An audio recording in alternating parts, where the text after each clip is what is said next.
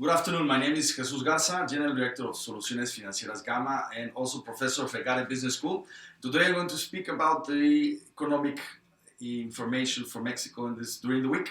The most important piece of news, the GDP. GDP actually expanded 0.1% quarter over quarter. With this news, the industry had zero growth.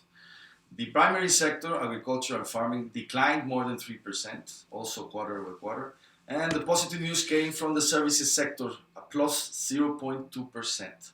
Despite the fact that most analysts were predicting a technical recession, the economy is weak, and we think weakness will persist in the following months. Why? Because of two main factors. One is the uncertainty generated by some policies of the federal government, which are influencing the lack of investment. From the private side, because of projects that have been cancelled from the federal government, and from the public side, because of the lack of investment in infrastructure. The government actually spent in June 21% less in annual terms in infrastructure projects.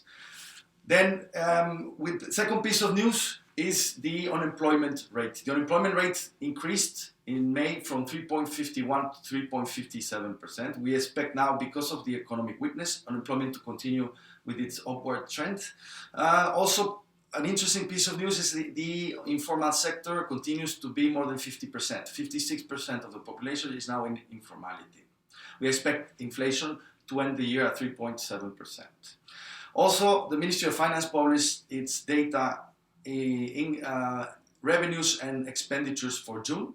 From the expenditure side, good news, expenditures keep falling, a rate of 1.8%. However, even though current expenditures are falling, which is good news, public investment expenditures are also declining. Direct public infrastructure investment declined by more than 21%. In fact, the government now pays more in debt than in investment in public infrastructure.